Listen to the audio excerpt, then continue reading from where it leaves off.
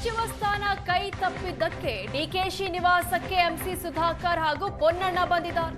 ಸಂಪುಟದಲ್ಲಿ ಅವಕಾಶ ಸಿಗದ ಕಾರಣಕ್ಕೆ ನಾಯಕರು ಬೇಸರ ವ್ಯಕ್ತಪಡಿಸಿದ್ದಾರೆ. ಎರಡನೇ ಪಟ್ಟಿಯಲ್ಲಿ ಸಚಿವ ಸ್ಥಾನ ಸಿಗುತ್ತೆ ಅನ್ನೋ ನಿರೀಕ್ಷೆಯಲ್ಲಿದ್ರು. ಆದರೆ ಯಾವಾಗ ತಮ್ಮ ಹೆಸರು ಬರಲಿಲ್ವೋ ಬಹಿರಂಗವಾಗಿ ತಮ್ಮ ಅಸಮಾಧಾನವನ್ನ ವ್ಯಕ್ತಪಡಿಸಿದ್ರು. ರಾಜೀನಾಮೆ ಕೊಡ್ತೀರಾ ಅಂತ ಎಂಸಿ ಸುಧಾಕರ್ ಅನ್ನ ಕೇಳಿದಾಗ, ಇಲ್ಲ, ನನ್ನನ್ನ ಜನ ಗೆಲ್ಲಿಸಿದ್ದಾರೆ, ನಾನು ಮೂರ್ಖ ಅಲ್ಲ ರಾಜೀನಾಮೆ ಕೊಡೋದಕ್ಕೆ ಅಂತ ಹೇಳಿದ್ರು. ಇವತ್ತು ಸಿಎಂ ಡಿಕೆ ಶಿವಕುಮಾರ್ ಅವರನ್ನ ಎಂಸಿ ಸುಧಾಕರ್ ಭೇಟಿಯಾಗಿದ್ದಾರೆ. ಪೊನ್ನಣ್ಣ ಕೂಡ ಡಿಕೆಶಿ ನಿವಾಸಕ್ಕೆ ಬಂದಿದ್ದಾರೆ. ವಿಜುವಲ್ಸ್ ಅಲ್ಲಿ ನೋಡ್ತಾ ಇದ್ದೀರಾ ನೀವು. ಎಂಸಿ ಸುಧಾಕರ್ ಹಾಗೂ ಪೊನ್ನಣ್ಣ ಸಿಎಂ ಡಿಕೆ ಶಿವಕುಮಾರ್ ನಿವಾಸಕ್ಕೆ ಬಂದಿದ್ದಾರೆ.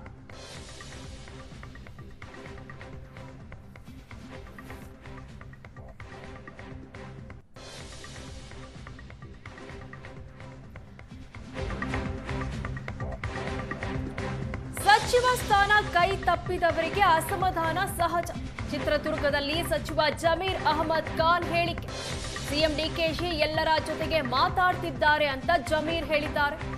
ಜಮೀರ್ ಬೆಳವಣಿಗೆ ಸಹಿಸದೆ ಮುಳುಗಿಸಲು ನೋಡ್ತಾರೆ. ಸಮೀಕ್ಷೆ ವರದಿ ನೀಡಿ ಎಲ್ಲರಿಗೂ ಮಂತ್ರಿ ಮಾಡಲಾಗಿದೆ. ಯಾವುದೇ ಖಾತೆ ಕೊಟ್ಟರೂ ನಾನು ನಿಭಾಯಿಸ್ತೇನೆ ಅನ್ನೋ ಮಾತನ್ನ ಜಮೀರ್ ಅಹಮದ್ ಖಾನ್ ಹೇಳಿದ್ದಾರೆ. ಸಹಜ, ಅದು ಎಲ್ಲರಿಗೂ ಮಂತ್ರಿ ಆಗಬೇಕಂತ ಆಸೆ ಇರ್ತದೆ. ಯಾರು ಮಂತ್ರಿ ಆಗಿಲ್ಲ ಅವರು ಅಸಮಾಧಾನ ಆಗೋದು ಸಹಜ. ಎಲ್ಲರಿಗೂ ಮಾನ್ಯ ಮುಖ್ಯಮಂತ್ರಿಗಳು ಮಾತಾಡಿ ಎಲ್ಲರಿಗೂ ಸಮಾಧಾನ ಇಲ್ಲ. ನಾನು ಯಾವ ಖಾತೆ ಅಂತ ಕೇಳಿಲ್ಲ. ಯಾವ ಖಾತೆ ಕೊಟ್ಟರು ನಾನು ನಿಭಾಯಿಸ್ತೀನಿ. ನಾನು ಈಗ ಮುಖ್ಯಮಂತ್ರಿ ಬಿಟ್ಟು ವ್ಯಕ್ತಿ ಬಿಟ್ಟಿದ್ದು. ನಾವು ಇಂಥ ಖಾತೆ ಕೊಡಿ ಅಂತ ಕೊಡಿ ಅಂತ ಕೇಳೋಕ್ಕಾಗಲ್ಲ. ಯಾವುದನ್ನ ಖಾತೆ ಕೊಡಲಿ ಆ ಖಾತೆನ ಇಲ್ಲ. ಈಗ ಅವರು ಕೇಸನ್ನು SIT ಅವರು ಕ್ಲೀನ್ ಚಿಟ್ಟನ್ನು ಕೊಟ್ಟಿದ್ದಾರೆ. SIT ಅವ್ರು ಕೊಟ್ಟಿದ್ದಾರೆ. ಆದಮೇಲೆ ಕೇಸಿಲಿರ್ತದೆ. ಅದು ಕೇಸಿಲಿರ್ತದೆ ಬೇಕಂತ. ಈಗ ಏನಾಗಿದೆ, ಒಂದು ನಾಯಕ ಒಂದು ಎತ್ತಿದ್ರಲ್ಲಿ ಬೆಳೆದ್ರೆ ಅದು ಸಹಿಸ್ಕೊಳ್ಳೋಕೆ ಸಾಧ್ಯ ಆಗಲ್ಲ. ಅದನ್ನು ಪಿತೂರಿನ ಮಾಡ್ತಾರೆ. ಬೇರೆ ಸಾಮಾನ್ಯ ಜನಕ್ಕೆ ಮಾಡ್ತಾರಾ? ಯಾರು ಎತ್ತಿರದಲ್ಲಿ ಬೆಳಗ್ಗೆ ನಾಗಂದ್ರೆ ಭಾಳ ಎತ್ತಿರದಲ್ಲಿ ಬೆಳೆದಿದ್ದಾರೆ, ಅವ್ರನ್ನ ಏನಾದ್ರು ಮುಗಿಸ್ಬೇಕಂತ.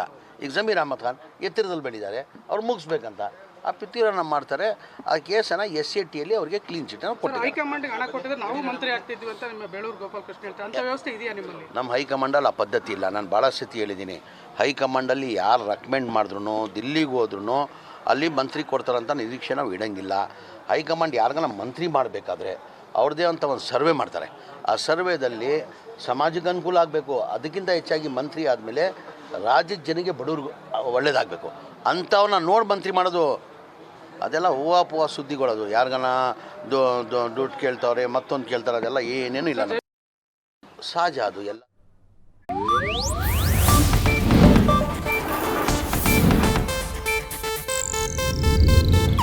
ಇದು ಏಷ್ಯಾನೆಟ್ ನ್ಯೂಸ್ ನೆಟ್ವರ್ಕ್ ಪ್ರಸ್ತುತಿ.